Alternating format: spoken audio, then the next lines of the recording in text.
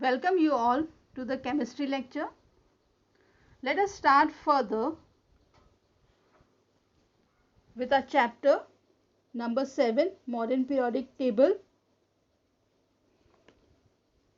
Now students, first you have to revise your modern periodic table, thoroughly go through the table. Now let us start further and see for the today's subtopic. We'll start with periodic tense in elemental properties. The original structure of the periodic table was based on the empirical observed periodicity in the elemental properties. So here in the beginning, the structure of the periodic trends was based on the observed or experienced but not pure logical. So elements in the periodic table show similar properties in the group and show gradual variation across a period. There are some general direction or trends in some physical and chemical properties of the elements in the modern periodic table, which are correlated with the electronic configuration and nuclear charge. Now here the two fundamental factors, that is attraction of extranuclear, that is electron belonging to the last orbit, electrons towards the nucleus, and repulsion between electrons belonging to the same atom. The attraction and repulsion forces operate simultaneously at the same time in an atom. So, the two phenomena, that is attraction and repulsion, act at the same time. This results in two interrelated phenomena called effective nuclear charge and screening effect.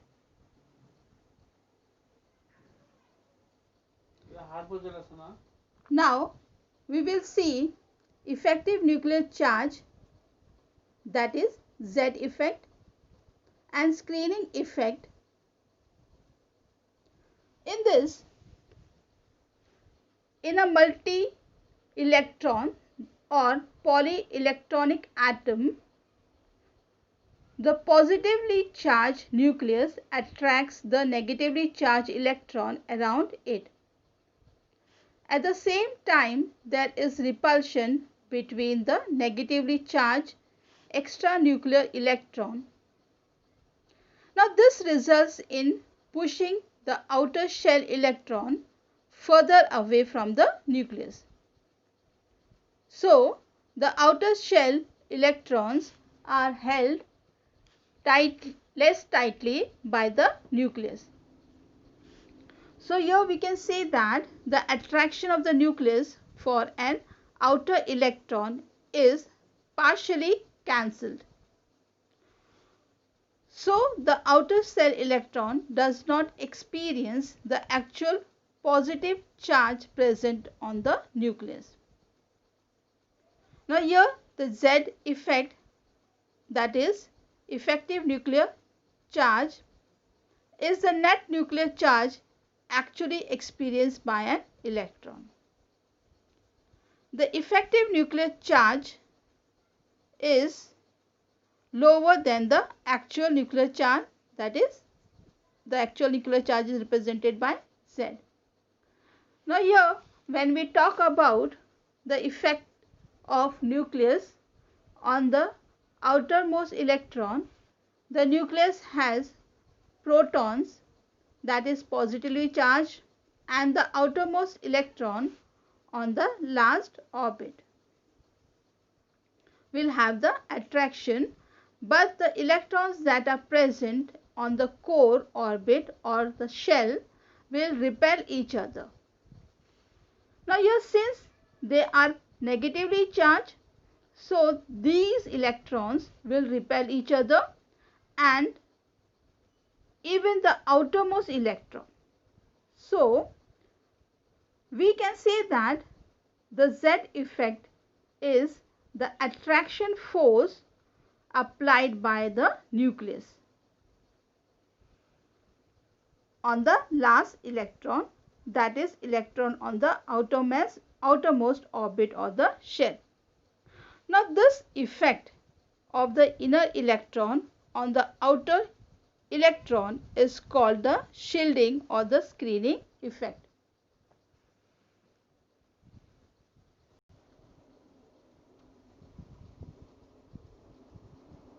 Now let us see about the effective nuclear charge. This effective nuclear charge, that is Z effect, is equal to actual nuclear charge, that is Z, minus electron shielding, that is equal to Z minus sigma. Now here sigma is called shielding constant or screening constant.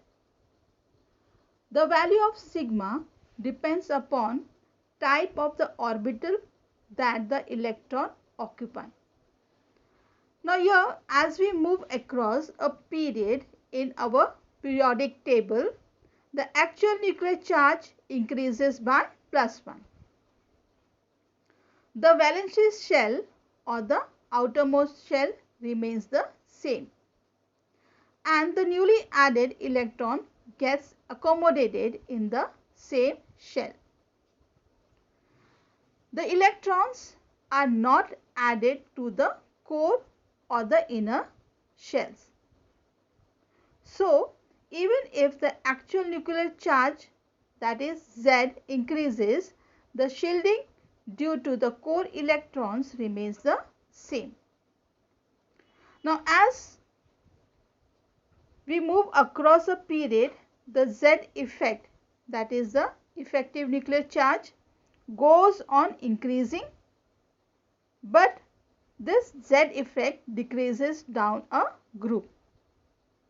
Now this is because as we move down a group, a new larger valence shell is added. The Z effect determines the size of the atom, as it's the net charge that an outermost electron experiences. Now in a group there is additional shell in the core. The effective nuclear charge felt by the outer electrons decreases largely down a group. Now students, let us see the alongside figure over here. This will help you for the clear understanding. Now over here, the effective nuclear charge is always less than or lower than the nuclear charge. The outermost shell have electrons with a minimum attraction to the nucleus. Now here the nuclear attraction for these electrons in the outermost shell experience depends on the repulsion from the inner shell electrons. So the net charge and outermost experience is the effective nuclear charge or the Z effect. Now here the value of the effective nuclear charge is always lower than the nuclear charge. Now this shielding electrons are located between the nucleus and the outer shell electrons. Now so we can say that nuclear charge is the total charge of a nucleus, and the effective nuclear charge, that is the Z effect, is the net charge that an outermost shell electron experience. And shielding or the screening effect occurs when the nucleus reduces its force of attraction on the valency electron due to the presence of electrons in the inner shell. Now there is a repulsion between the valency electrons and the electrons present in the inner shell. Due to this, there is a decrease in the force of attraction between the electrons, valency shell, that is the electron present on the valency shell, and the nucleus. So, the decrease in the force of attraction exerted by the nucleus on the valency electron due to the presence of electron in the inner orbit, and this is called as the screening effect or the shielding effect.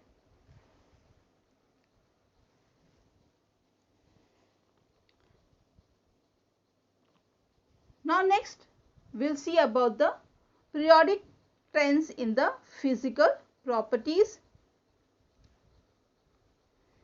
Now over here, the physical property of the element, like its melting point, boiling point and density, they recur at interval or show periodicity. So now we will study about the periodic trends, that is about the specific patterns that will be in their physical property with reference to the atomic radius, ionic radius, ionization enthalpy, electron gain enthalpy and electronegativity. Now students, over here first we will see about the atomic radius. Now we know that atomic radius is the distance from the center of the nucleus to the outermost shell containing electrons.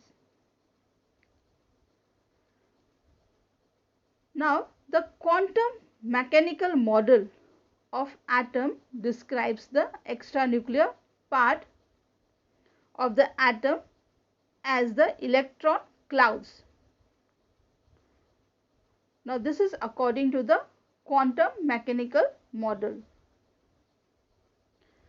The atom has no definite boundaries, so it is difficult to determine atomic size and also difficult to determine the single atom. Radius, an atom radius may change according to the environment.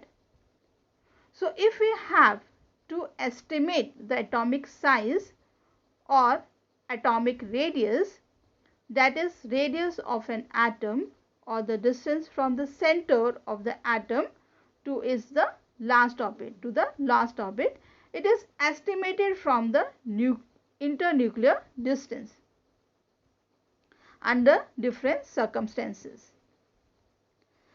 Now the atom in the non-metals except the noble gases are bounded to each other by covalent bonds.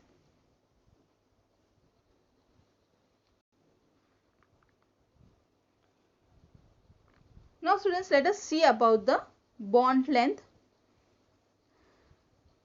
Now here, if we consider the bond length of a single bond, it is taken as the sum of the radii of the two single bonded atoms. Now this is called as the covalent radius of that atom. So this covalent radius is half of the intermolecular distance between two bonded atoms. Now let us see about some of the examples to be clear about the bond length. Now if we consider carbon, the bond length of carbon-carbon bond, the two carbon bonds are attached by a single bond. Now in the case of diamond, this bond length is about 154 picometer, that is pm, and its atomic radius is estimated to be 77 pm. The next, bond length of chlorine bond, that is the bond between two chlorine atom, in case of Cl2 is 198 picometer, and its atomic radius is estimated to be 99 picometer, that is pm. Now the bond length of beryllium Be, that is the bond between the two atoms, is 224 picometer, and its atomic radius is 112 picometer. Now if we consider hydrogen also, the hydrogen molecule, it will have the bond length of 74, and if we calculate the atomic radius of hydrogen, it will be 37 picometer. Now over here, so the atomic radius is 1/2 of the internuclear distance between the two adjacent atoms of a metal or two single bonded atom of a non-metal.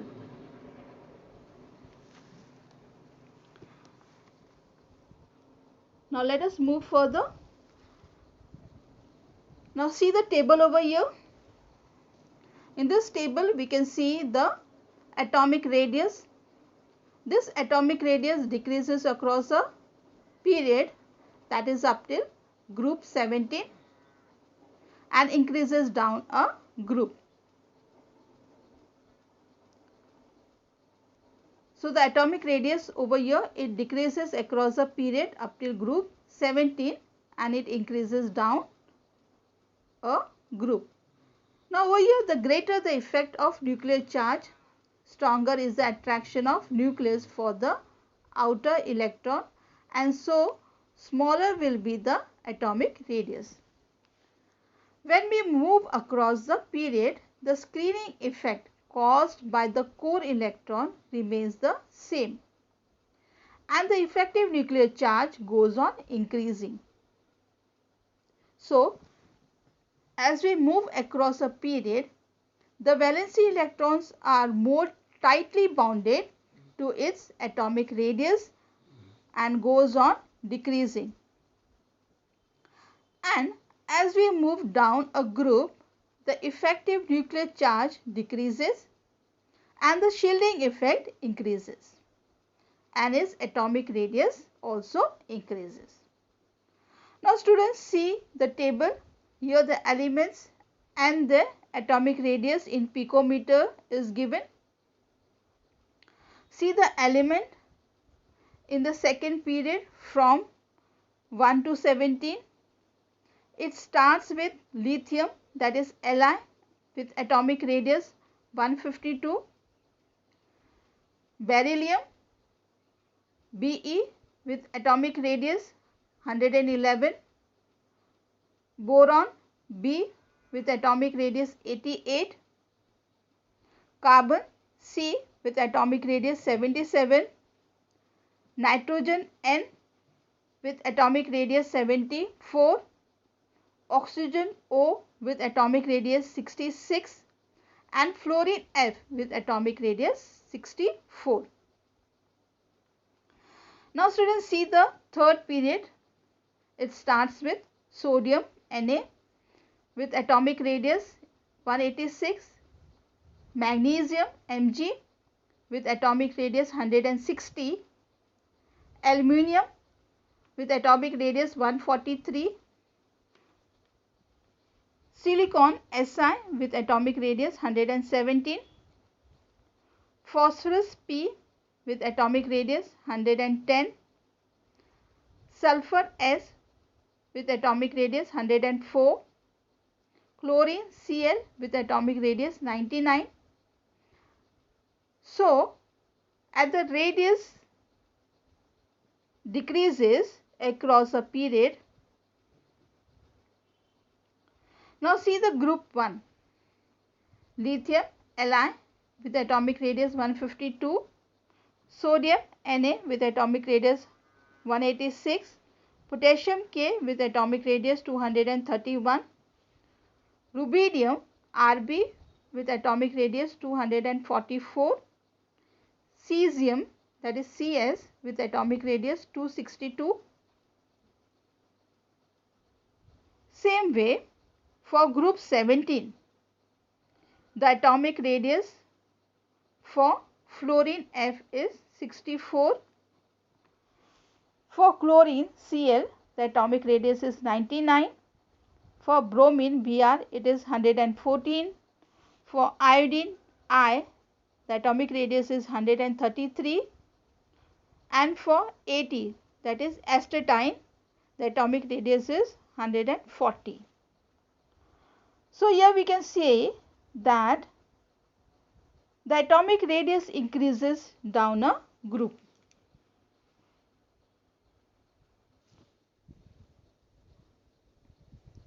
Now let us move further and see about the ionic radius.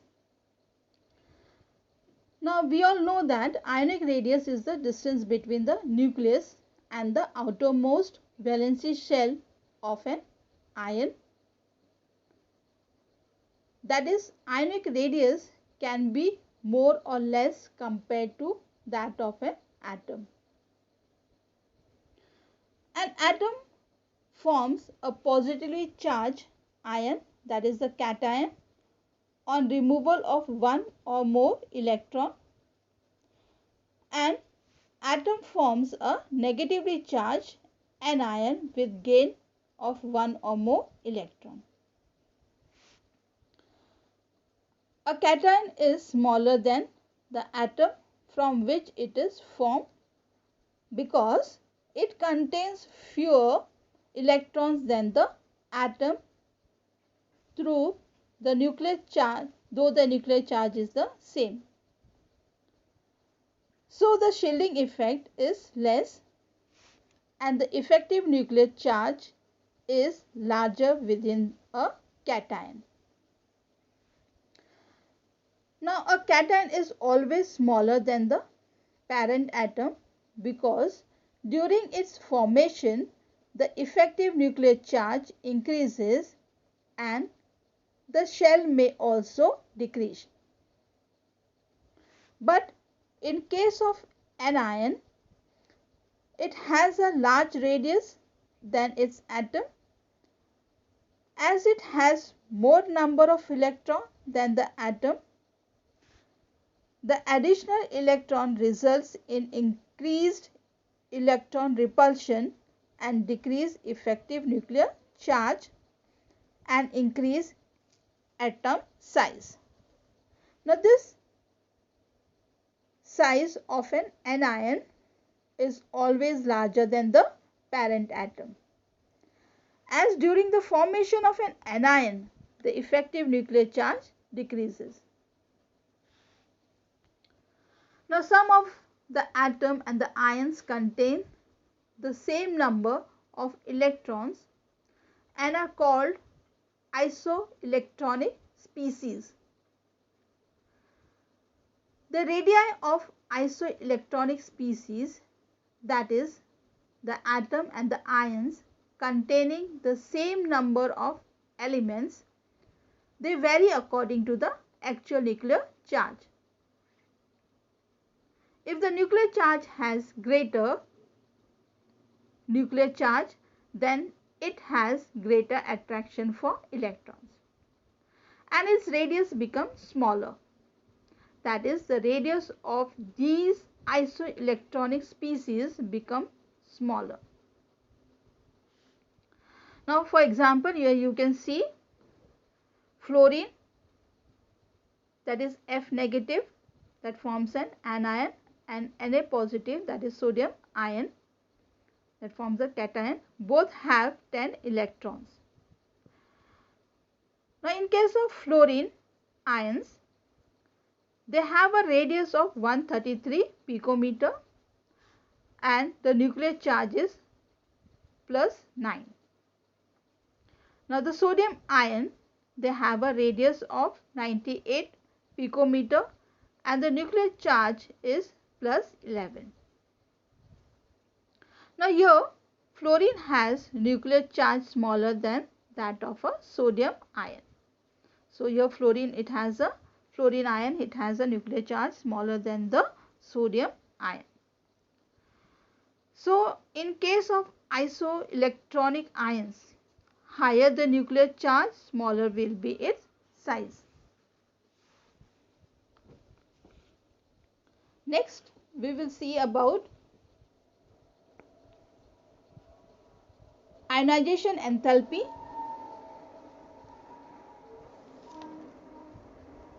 Now this ionization enthalpy is the energy required to remove an electron from the isolated gaseous atom in its ground state and is called the ionization enthalpy, and this is represented by delta Hi, that is delta H of I. Now here the amount of energy required, so this energy which is required, it is supplied from outside to remove the most loosely bonded electron from an isolated gaseous atom of an element in its ground state is called ionization enthalpy.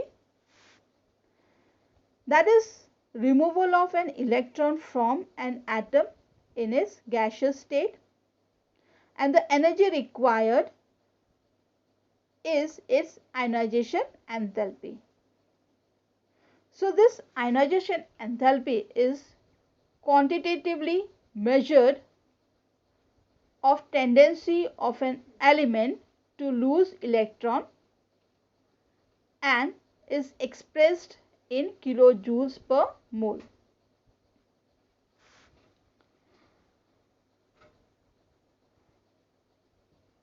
Now this ionization enthalpy,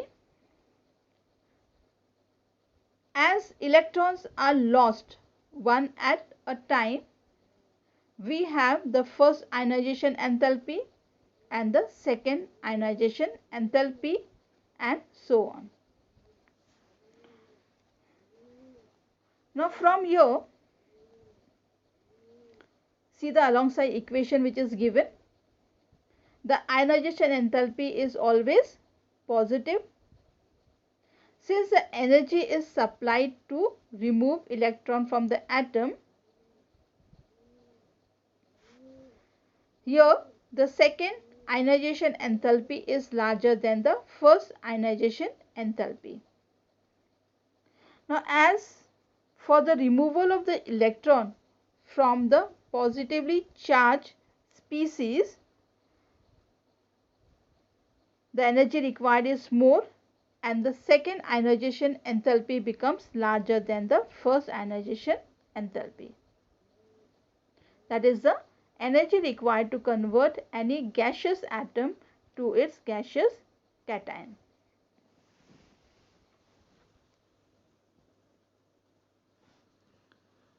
Now see the figure over here, or you can say see the table over here. You can see the values over here in the table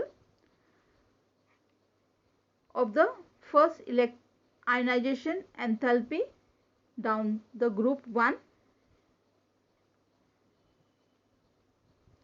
Now on moving down the group, the first ionization enthalpy decreases as the electron needs to be removed from the larger valency cell, and as you all know, the screening due to the core electron goes on increasing, and the effective nuclear charge, it decreases down the group, and so the removal of outer electron becomes easier. Now see the table over here. Lithium. For lithium, the first ionization enthalpy is 520.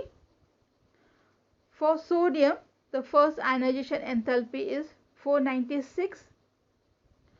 For potassium, the first ionization enthalpy is 419. For rubidium, that is Rb, the first ionization enthalpy is 403, and for cesium, that is Cs, the first ionization enthalpy is 374. Now see the next table. You can see the first ionization enthalpy across the period second. Here the first ionization enthalpy value of the element of period 2 shows an increase in the first ionization enthalpy. So this is because the screening is the same, but the effective nuclear charge increases across a period. Now over here, for Li, that is lithium, the first ionization enthalpy is 520. For Be, that is beryllium, the first ionization enthalpy is 899. For boron B, the ionization enthalpy is 801. For carbon C, the first ionization enthalpy is 1086. For nitrogen N, the first ionization enthalpy is 1402. For oxygen O, the first ionization enthalpy is 1314. For fluorine F, the first ionization enthalpy is 1681. And for neon Ne, the first ionization enthalpy is 2080. Now here we have the ionization enthalpy of neon gas as 2080, which is maxima, or it is higher for the noble gas, as it has closed shell and very stable electronic configuration. Here you can notice some irregularities in the first ionization enthalpy as we move across the period. See the ionization enthalpy of boron, that is 801, and for beryllium it is 899. Now this is because beryllium Be loses the electron from 2s orbital, but boron B loses the electron from 2p orbital. And as we know that the removal of electron from the 2p is easier than the removal of electron from 2s. In the same way, if we consider oxygen and nitrogen, the first ionization enthalpy of oxygen is 1314 and that of nitrogen is 1402. The ionization enthalpy of oxygen is smaller than ionization enthalpy of nitrogen. As in oxygen, it loses the electron from a doubly occupied 2p orbital, and nitrogen, it loses the electron from a singly occupied 2p orbital.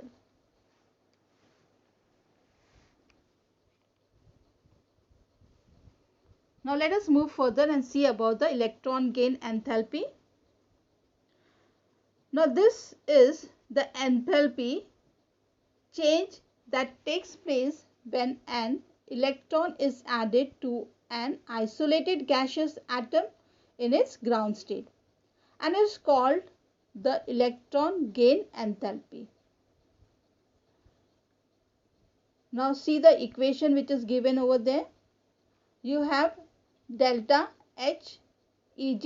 Eg is the electron gain enthalpy. This is then the energy or the enthalpy change that takes place when an atom adds an electron forming an anion. Here X is an atom in its gaseous state, adds an electron to form an anion, that is X minus. Here delta H Eg is the enthalpy gain. The unit of electron gain enthalpy is kilojoules per mole. Here, this delta H Eg or the electron gain enthalpy may be positive or negative depending on if the process is adding electron is endothermic or exothermic. Here endothermic means energy is taken in and exothermic means energy or the heat is given out. The elements of group 17, they have very high negative value or electron gain enthalpy. Here as the group 17 elements attain stable noble gas electronic configuration on addition of one electron. Elements of group 18, that is the noble gases, has high positive value for electron gain enthalpy. Since if we add electron to an element of group 18, that is noble gases, it has to be enter the next higher shell with large principal quantum number, which is a very unstable electronic configuration due to very low effective nuclear charge and high shielding effect. The alkali metals have very low negative electron gain enthalpy value. So we can say that if we exclude the group 18 noble gases elements and in the periodic table considering the upper right side elements, we will find that their electron gain enthalpy are negative. So along a period, as the atomic number increases, the electron gain enthalpy becomes more negative till the second last element as the effective nuclear charge increases across the period. And it's easier to add an electron to smaller atoms. But if we talk about group and move down, the electrons is added to further shell and the electron gain enthalpy becomes less, negative. Now let us move further and see about the electronegativity. Now this is the ability of a covalently bonded atom to attract the shared electron towards itself, and it is called as electronegativity or En. Here in covalent bond, the two atoms of different element unequally share the pair of electron, and electronegativity represents attractive force exerted by the nucleus on the shared electron. The electron sharing takes place between the valency electrons. The electronegativity depends upon the effective nuclear charge experienced by the electron involved in formation of the covalent bond. Now here, students, as we move across a period, electron negativity increases and the effective nuclear increases across the period. And as we move down the group, the electronegativity decreases, as we know that the shielding goes on increasing and the effective nuclear charge goes on decreasing. Here The electronegativity predicts the nature of the bond that holds the two atoms together. Now see the table. Now go through this table, which was given by Linus Pauling in the year 1922. The table gives you an idea about the electronegativity value of some elements using Pauling scale. Now students, go through this table and study the electronegativity of the elements. Now let us move further and see about the periodic tens in the chemical properties. Now the most basic or the fundamental property of an element is its combining power, and this combining power, which is the basic or the fundamental property, is also its valency, which can be numerically expressed. So the valency of an element indicates the number of chemical bonds that the atom can form, giving a molecule. This valency do not have any sign, but when we talk about its oxidation state or oxidation number, then this oxidation state or oxidation number can be positive or negative. The oxidation state or the oxidation number is decided by the electronegativities of atoms that are bounded. The chemical properties of element also depends on its chemical reactivity.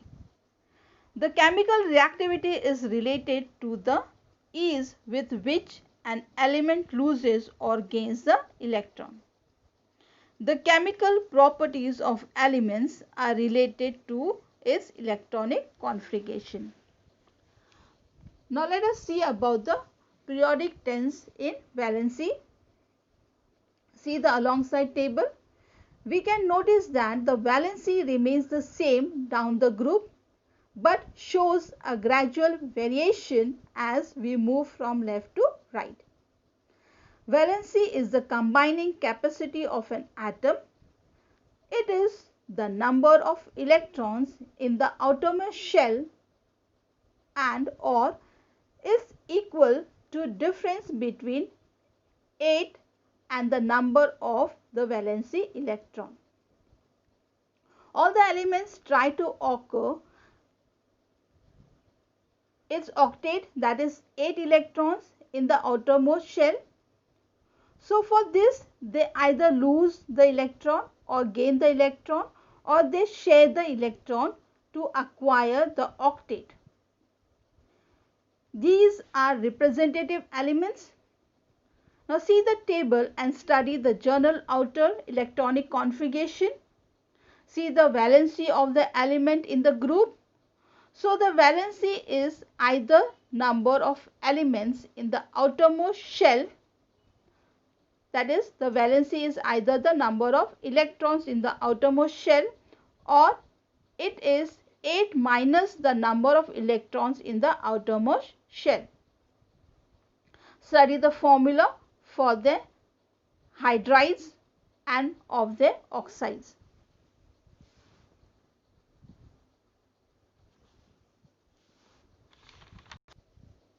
Next we will see about the periodic trends in metallic and non-metallic character.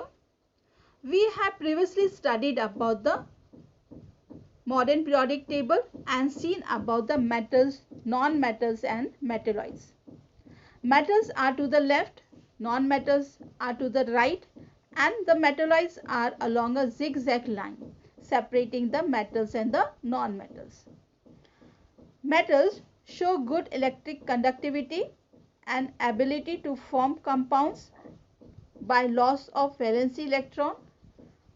Non-metals are characterized by their poor electrical conductivity and ability to form compounds by gaining of valency electron, that is in their valency shell. Now down the group the ionization enthalpy decreases, so the tendency to lose electron increases and the metallic character increases. And electron gain enthalpy tends to be less negative down the group. Now if we move across the period, the ionization enthalpy increases, so the metallic character decreases across a period and the electron gain enthalpy tends to be more and more negative across the period. Next we will see about the periodic tense in the chemical reactivity. The chemical reactivity of the element is decided by how easily the elements attain the electronic configuration of the nearest inert gas by gaining or losing electrons. The chemical reactivity is decided by the electrons gain enthalpy and ionization enthalpy. The ionization enthalpy is smallest for the elements on the extreme left in a period, and the electron gain enthalpy is the most negative for the second last element on the extreme right. The elements on the left side of the periodic table have less ionization energy and ready to lose electron during chemical reaction. The elements present on the right side have high electron affinity and readily accept electron. The S and P block elements show high reactivity than the elements present at the middle of the periodic table. The noble gas elements neither accept nor lose electron and so are chemically inert. The chemical reactivity can be illustrated by comparing their reactions with oxygen to form oxide and the nature of oxide. Students, if we see on the extreme left, there are the alkali metal. They react vigorously with oxygen to form oxide, which on reaction with water forms strong base. Like for example, if we take sodium Na, it reacts with oxygen to form Na2O, that is sodium oxide, and which reacts with water to form NaOH, that is sodium hydroxide. If we move to reactive elements on the right, like the halogens, they react with oxygen to form oxide, that is Cl2O2 dichloroheptoxide, which reacts with water to form strong acid, that is HClO4 perchloric acid.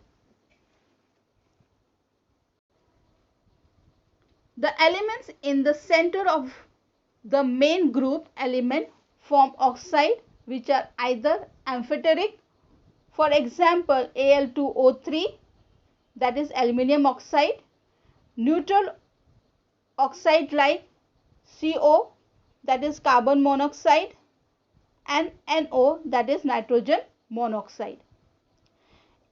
If we see in case of transition metal and inner transition elements, their change in atomic radius is rather small.